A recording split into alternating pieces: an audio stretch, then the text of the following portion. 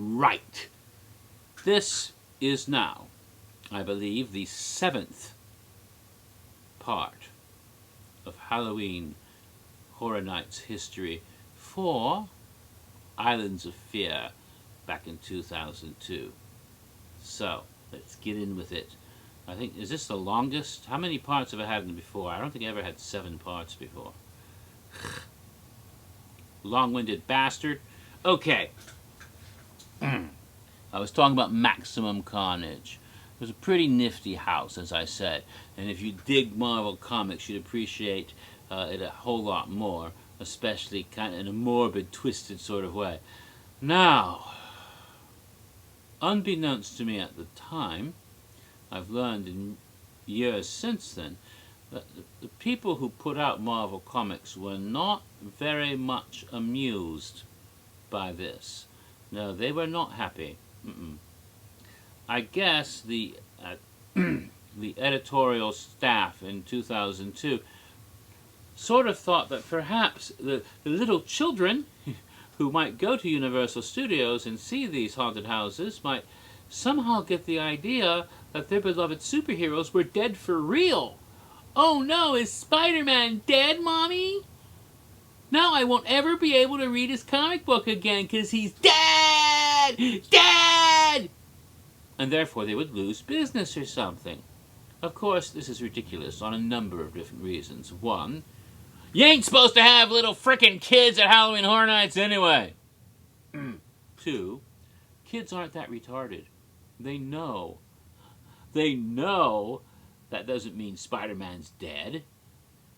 3, Marvel's been publishing frickin' what-if comics for years before this with alternate universes where things happen differently. Like, what if Peter Parker had not been bitten by the radioactive spider, but by a radioactive cow instead? The Amazing Cow Man! Moo! He shoots milk from his udders. No, they didn't actually do that one, but they did stuff almost as stupid a couple of times. And frequently, when the parallel universe diverged for whatever reason, sometimes the results were catastrophic. Sometimes the whole planet would explode. Sometimes your favorite Marvel characters would be dead, dead, dead. Sometimes, you know, they would... other things that would happen would be terrible events. So, anyone reading Marvel Comics would know about the multiverse. Maybe Marvel thought that they needed to have Uatu, the Watcher, standing up in front of the... this is an alternate universe, different from that of your own plane. And that would just be retarded. Never mind. So, but I think I throwed a few Marvel geeks by making those references. Anyway, what other reasons why it was inane and stupid to make such a supposition? I think that pretty much covers it. There might have been a couple other things that I was thinking of that would be, it was stupid for them to think that. At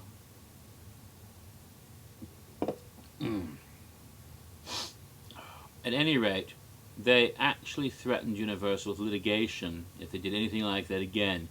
Therefore, in later years when Halloween Horror Nights would return to Islands Adventure up through 2005, they pretty much left the Marvel Comics concepts alone and didn't kill off Marvel characters and unleash villains and apocalypse on the Marvel Superhero Island in that way, but had other things there instead.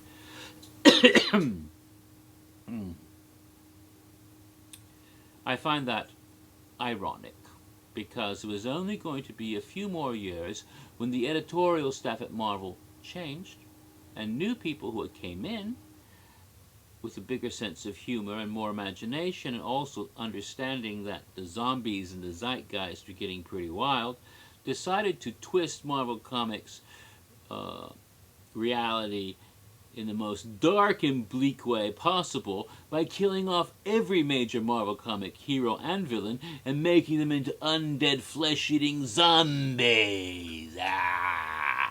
And the wonderful Marvel Zombies series, they've been, I think, well, Marvel Zombies 5 came out earlier was recently collected in a hardback edition that was published just a couple weeks ago. But is it really Marvel Zombies 5?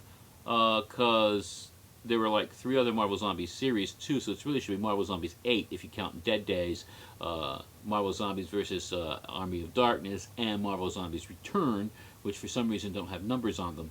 So whatever, there have been 8 miniseries featuring these, plus a one-shot crossover with Marvel Apes.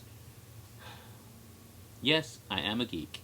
But, so you have this twisted evil version of Marvel Comics out there now, and so I hope that if ever Universal decides to bring Halloween Horror Nights back to Islands Adventure in the future, which could happen, it might not anytime soon, but it could someday happen, because when we asked the nice people, Tweaks and Foons, when we asked the nice people in arts and design, when we got to meet and greet them over in those VIP lounge sessions this year, that was a frequently asked question, and the answer was always, never say never. We'd like to do it there again someday. There's no real great reason why we can't have it there again someday. You know, there's certain logistical problems why it's been at Universal Florida. That was the general wisdom, but they sort of said that's not exactly true. We just haven't had a concept that fits there recently, and it could go back there at some point. It could. Will it? That's another question, isn't it? You know, part of it is the huge crowds that the event tends to bring in. You know, there's other, you know, there's different reasons, but still, it's not outside the realm of possibility, is what I'm trying to get across to you. So, if that ever does come back, since Marvel is making Marvel Zombies themselves, and this is selling well, then why shouldn't we have a horror Halloween theme in Marvel Superhero Island again? And what better theme than Marvel Zombies? The only thing standing in our way for this wonderful idea of a Marvel Zombies scare zone and or haunted house is the people who own Marvel Comics nowadays. Hey.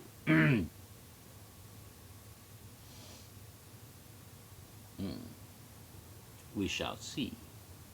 Anyway, the next house was in Toon Lagoon, and they just found a place they could have a haunted house in Toon Lagoon was in the Popeye queue, just like they had used queue line areas over in the Jaws for the original couple of years with Dungeon of Terror back in the early 90s. And then, of course, the Earthquake queue line had become a mainstay that could even put 2 houses there for a number of years by this point. Well, now they found with the buildings and structure of the queue area for Popeye, you know, the bilge rat fault, whatever it is, the boat ride, the whole flume ride with the circular boats, which are a lot of fun, and you get soaking wet, and you never go to Islands Adventures wearing good shoes and clothes you don't want to get wet. That's why I usually would end up wearing either slippers or topsiders and clothes that I don't mind getting wet. I don't know if I'd ever go to Islands Adventure carrying an iPhone at all.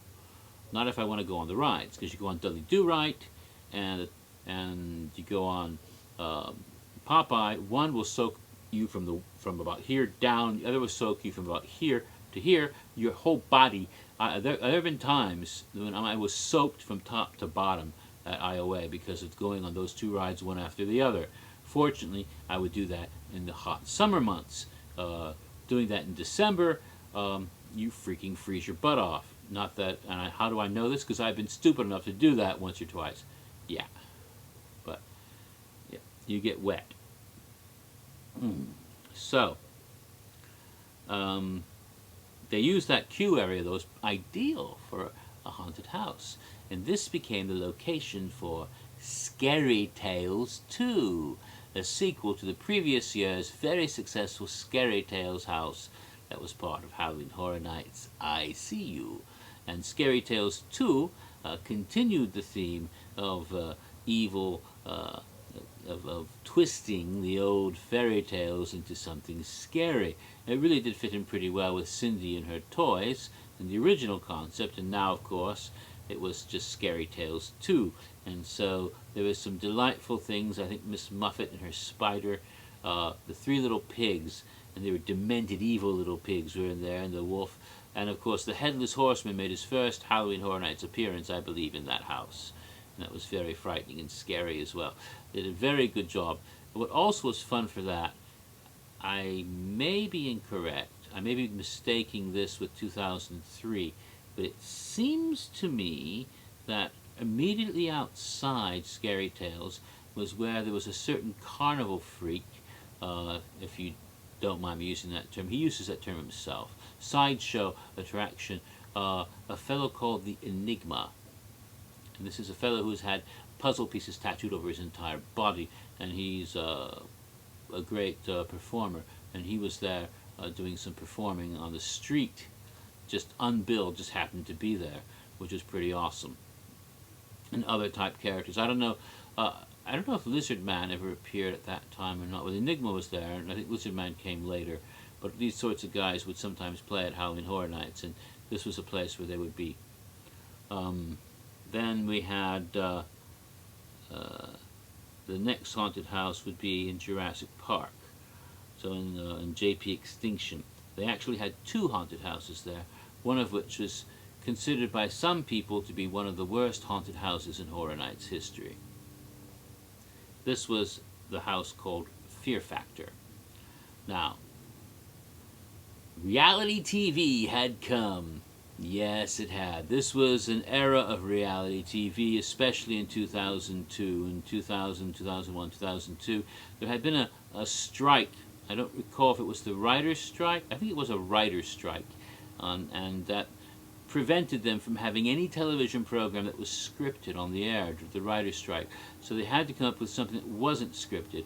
And so reality television became the only thing on the air for a while, and it proved popular enough and got high enough ratings that it has become a bane on television to this day. We are cursed forever with reality TV. Forever we will be dancing with stars and surviving on a desert island and having housemates with a big brother looking at us. But one reality show that was really popular back then, but has since gone off the air, was called Fear Factor. And Fear Factor was where they wanted to test people's courage by seeing if they could push them to do stuff that would normally scare people. And in effect, it was very similar to weird, freaky Japanese game shows where they torture people for fun. This was something like that. You know, you're scared of heights, let's have you walk across on a tightrope between two buildings, you know, or wing walk on an airplane or something. If you're scared of creepy, crawly things, put your hand in, lie in a coffin and have it filled with grasshoppers or maggots or crawly worms or whatever the most horrible thing you can imagine. Another thing they like to do on Fear Factor was make you eat the grossest crap you can imagine. Here, have a raw bull testicle, or, you know, eat these cockroaches, or, you know, here's some pig snot. And there's always one guy who's like, okay, nom nom nom nom nom nom, burp. And the other people will be like, he ate that shit. Why did you do that? Some people breeze through the challenges, and other people, you know, they couldn't make it through the first one. So, this was the production company that put on Fear Factor. Was a subsidiary of Universal Studios. And so, of course, with that cross-corporate connection thing going on, just like over at Universal Studios Florida, they're replacing the Wild West stunt show with a Fear Factor Live stadium show. And for Islands of Adventure, where they had the Islands of Fear, they decided to make a haunted house based on Fear Factor. I mean, fear is in the name of the show, and it's an island of fear, and it must have been a Sumerian demon that inspired them to make a house based on this show, but they did it, and so you had Fear Factor the House. Basically, well, we'll get to it in the next one.